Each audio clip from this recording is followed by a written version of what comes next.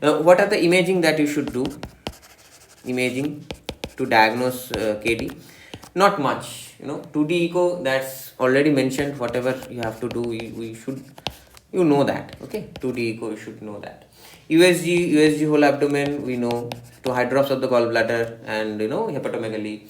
Angiography you may do. Angiography will help you to detect the aneurysm. You should do it. Okay, CT scan, if cervical lymph node status, you may do a CT scan of neck. You may do it, okay, to status. And to see the pulmonary status, you should do a chest x-ray. Interstitial infiltrate, if it is present or not. Okay, pulmonary pleural effusion may be present. So if these things may be there in case of KD, yes, these are the other features. Okay, pleural effusion may be there. These are the features of KD. So to detect it, you can go for imaging. So diagnosis, how do you diagnose KD? Already I have told in details, in great details. So just like that, by criteria. No lab test, but yes, we can use lab test where an echo where you are doubtful, that is incomplete KD. Okay, so next part that is remaining, what are the differentials for KD? Okay, what are the differentials for KD and what are the predictors of poor outcome? So differentials. So differentials, what should you remember? The first thing you should remember is adenovirus, a viral infection. Any viral infection that may mimic KD. Viral infection. Okay. Most notorious are adenovirus. Okay. Adenovirus, enterovirus, measles. Okay. But in case of adenovirus, you should look for exudative pharyngitis. Okay. Exudative pharyngitis will be there, and conjunctivitis, that will also be exudative. Okay, that will also be exudative, that is adenovirus. In case of enterovirus, that is also similar case. In case of measles, there will be also exudative pharyngitis. If it is measles, you know that it should be exudative pharyngitis. Okay, exudative pharyngitis. And the rash will be typical on the day 4, typically begin on the face behind the ear. Koplik spot may be there, you know those things. Okay, now bacterial infection, scarlet fever. Now these are the viral. Okay, now bacterial infection, bacterial may be scarlet fever, one thing. Yes, scarlet fever. How to differentiate? It is very difficult to differentiate because the tongue will be also strawberry here, strawberry like tongue, but you should give antibiotic for that reason. Okay, give antibiotic, see response. Give antibiotic, see response. If response to antibiotic, see the response. Okay, if response to antibiotic within 48 hours, response to antibiotic within 48 hours, it's not KD. It's not KD. KD will not respond to anything except IVIG in that case. Okay, it may be some rheumatologic disease. So bacterial, yes, there. Some rheumatologic disease may mimic KD. Okay, rheumatologic like systemic onset GIA. Will read in details in another video about the systemic onset GIA. But rheumatologic disease, how do you differentiate? There will be diffuse hepatosplenomegaly, and arthritis will be the primary. One thing is diffuse hepatosplenomegaly will be there. Splenomegaly is not present. Splenomegaly is not consistent with KD. Okay, and second thing, rheumatology, second thing is there will be arthritis will be in the first week. Arthritis in first week, or predominant feature which is not predominant in KD, and if at all present, it is present in the second week. Right, so that's how you should differentiate. And toxic shock syndrome or SSS, staphylococcus scalded skin syndrome, these you should keep in mind that these may be some differentials, and you should be looking at the toxic look of the patient and the response to antibiotic that you can see in those cases. Okay, so these are the differentials that you should remember. Now, what are the predictors of poor outcome? Okay, What are the poor outcome that you should be looking for? So predict. Can you predict that this patient of KD will be, the outcome will be good. This baby will be, doing good, and that baby will not do good. Predictors of poor outcome. How can you say that the different people will respond differently to KD? Okay, so one score is there. It's called Harada score. You do not have to remember all the scoring system here, but I am just mentioning here in the details, but you may skip this portion. Okay, Harada score to be done at 9th day. Okay, or within 9 days rather, sorry, to be done within 9th day. Within 9th day, that's Harada score. And what are the possibilities there? One is WBC more than 12,000. You should look for WBC. The hematocrit should be less than 35%. Platelet more than 3.5 lakh. And albumin less than 3.5 grams per dl. CRP more than 3 milligram per dl. Male gender and less than 12 months of age. So these are the poor predictors, what we can say. So what are the poor predictors? As per the Harada score, you should look for these predictors if they are present or not.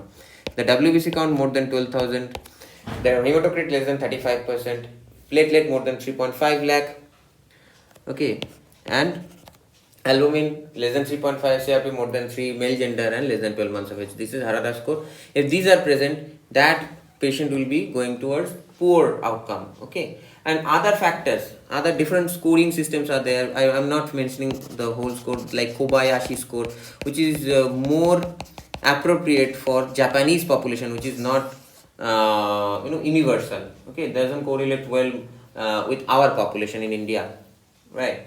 So that's one thing. And other poor outcomes are, other predictors of poor outcomes are, I've already said, young age, male gender, persistent fever may be there, poor IVIG response, and something that you should I should mention here, other poor outcomes. One thing is neutrophilia. Neutrophilia is a predictor of poor outcome. Transaminitis means elevation, aminitis, elevation of the liver enzymes. Okay, we can see decrease in sodium, the hyponatremia, that is also poor outcome. Decrease in albumin, already we have said it. Decrease in albumin, we have said it. Decrease in the platelet count, that also bring out poor outcome. Even it is higher or lower, whatever, it will bring out poor outcome. And very, very, very high CRP will also cause poor outcome. Okay, so these things you should remember, that's the predictors of poor outcome. Okay, and no one score has been validated or correlated well with all the populations in the world, so you cannot mention here any particular score. I have mentioned Harada score and Kobayashi score, but Kobayashi score is not detailing. I have not given the detail here because it is not appropriately extrapolated in our population. Now the major part, what is that? That is treatment, and that's the easiest part, I think. In the most cases for UG and PG, the first thing you should know, the first drug that you should know is IVIG. I have already mentioned multiple times. It is intravenous immunoglobulin. That's the first line of drug. Okay, IVIG in short. What is the dose? 2 grams per kg. What is the catch here? The catch is it should be given over 10 to 12 hours. In case of GB syndrome, you should remember that we should give 2 grams per kg over 5 days. Here, the 2 gram per kg IVIG should be given over 10 to 12 hours. Only 10 to 12 hours. Okay, and it should be added with aspirin. Aspirin may be given at, some says moderate dose, some say high dose. What is the moderate dose? 30 to 50 milligram per kg per day, or 80 to 100 milligram per kg per day. So that's the moderate dose. So this is the moderate dose and this is the high dose. Okay, so they should take it orally until, and it should be divided every 6 hours. Okay, the dose should be divided in 6 hours. Okay, 6 hours and continued till afebrile into 48 hours. Okay, that's simple as that. And after that, how long? After that, it should be changed to 3 to 5 milligram per dl. Sorry, 3 to 5 milligram per kg per day. Okay, per day, and that is once daily. You should know that. Until orally until for 6 to 8 weeks of disease onset, if coronaries are normal.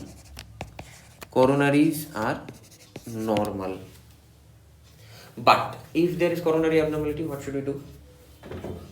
So now comes the special circumstances where coronaries are abnormal, right?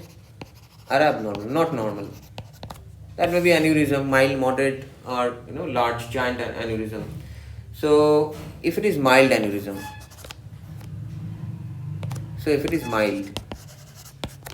okay, continue aspirin indefinitely.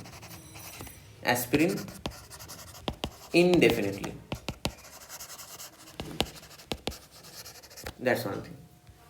That's mild. Okay, next, if it is moderate, what is the definition of mild, moderate and giant? We already know. I have already mentioned it. You should see the previous videos. So if it is mild, then continue aspirin for indefinite period. And next, if it is moderate, you should also give aspirin, but with clopidogrel, antiplatelet agent, at 1 milligram per kg per day. That's the dose. And if it is severe, you know that if it is severe, okay, if it is severe or giant rather, you should give aspirin. Obviously, you should give aspirin and warfarin or LMWH, or you may overlap the LMWH and warfarin and then continue warfarin for lifelong. And another special scenario, if there is acute thrombosis,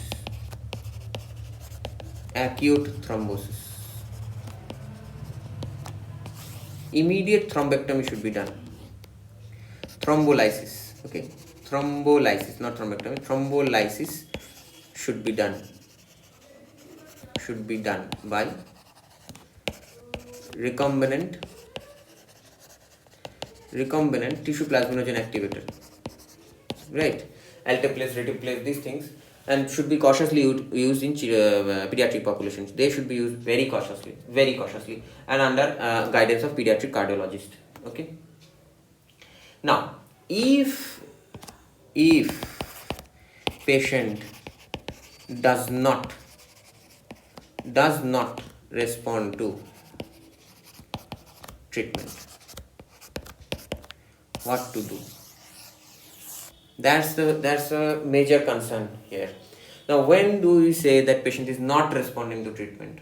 Not responding to treatment means when fever does not subsides even after 36 hours of IVIG infusion. IVIG infusion, when you have infused the IVIG, after you have waited for at least 36 hours and there is no resolution of the fever, or recurrence of fever, there was resolution of fever, but recurrence of fever after 36 hours of completion of IVIG infusion and within less than 7 days, then that means that is resistant KD, right? IVIG resistant, that is called IVIG resistant KD. What are the treatment options? Very limited, and that is not needed for UG. The PG students, you should know this. The most frequently administered, most frequently that you can give is a second dose of IVIG administered. The first thing is a second dose of IVIG. That is one thing.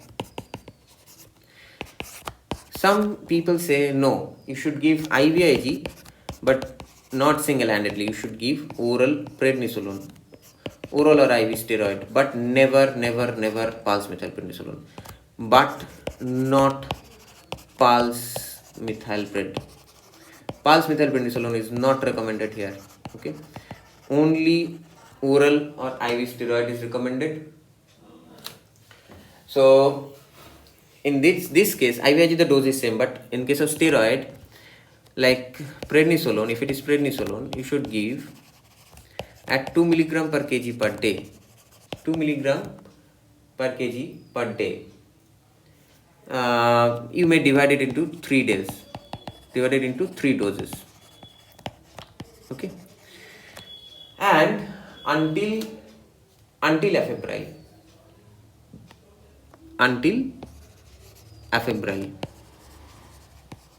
Next, what you can do? Next, you should continue that or taper that until CRP normalize. Taper gradually and monitor CRP till it normalizes. Okay, and then you should taper off. So that's second option. The third option that you have is anti-TNF agent, anti-tumor necrosis factor, anti-TNF alpha. What is that? Infliximab, a single dose. Infliximab 5 mg per kg, a single dose. You should give over 2 hours. A flu-like reaction may be there. You should be cautious about that. Okay. And what are the alternative treatments other than this? Any alternatives? Yes, some few alternatives are there. Even these actually, if they fail, then you may go for one is cyclosporine. Options are very few. Cyclosporine. You may go for anakinra, which is a calcineurin inhibitor. Anakinra is a anti-interleukin 1 beta, right? Beta receptor, anti-interleukin 1 beta receptor. So that's an antagonist to that receptor. And there may be cyclophosphamide that you can also give. Cyclophosphamide. And lastly, if there is no resort, you can go for plasma exchange. Okay, you can go for plasma exchange. So in long term, what is the prognosis of this? What is the prognosis of this kind of patients? Now, follow-up should be individualized as per the status. We have already said that follow-up should be individualized as per the status of coronaries. We have already said that how long you should go for a echo screening or monitoring or follow-up. Follow-up should be individualized as per the patient's coronary artery status. You should individualize the follow-up. Okay. And some giant aneurysm that may persist in the convalescent phase, and residual stenosis may be there. Okay, there is some residual aneurysm a residual aneurysm or stenosis may cause, maybe some stenosis cause ischemia and myocardial dysfunction. So CABG may be required. Okay, in that case, coronary artery bypass graft, CABG may be required. So that's bad actually. Okay. Usually 50% of the aneurysms regress. 50% of aneurysms regress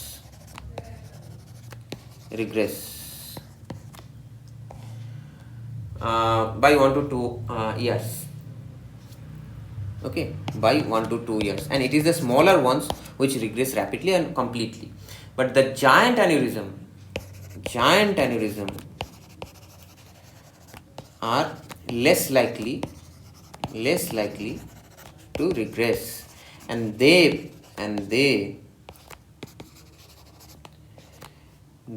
progress to stenosis or thrombosis and producing ischemia to the distal tissue.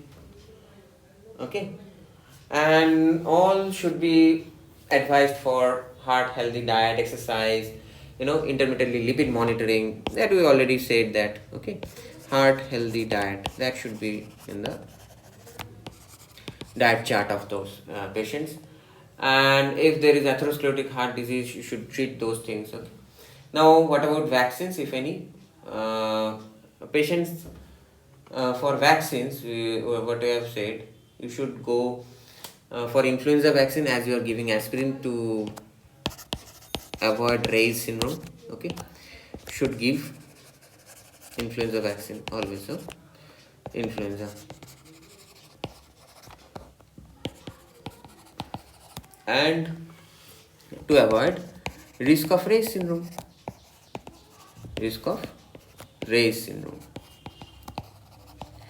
And antiplatelet agent, a different antiplatelet agent when you are giving a varicella vaccination. Whenever you are giving varicella vaccination, you should avoid aspirin. Give different antiplatelet agent. Okay, different antiplatelet agent other than aspirin. You can give clopidogrel, but not aspirin. Okay, for at least 6 weeks. Okay, and all live vaccine after giving IVIG at least hold 9 to 11 months. All live vaccines, even kill vaccines also may not be that efficacious. Okay, so that you should remember. So we have already completed the Kawasaki disease. That's all for Kawasaki. So again, definition, epidemiology, that we have completed in previous videos. We have completed incomplete KD. We have completed the diagnosis, incomplete KD, and echo criteria that is needed. We have already completed the treatment and even the prognosis and the vaccine part. Prognosis and the vaccine. So that is it. Hope you like this, and just revise it repeatedly. See that, maybe fast forward the videos, and thanks.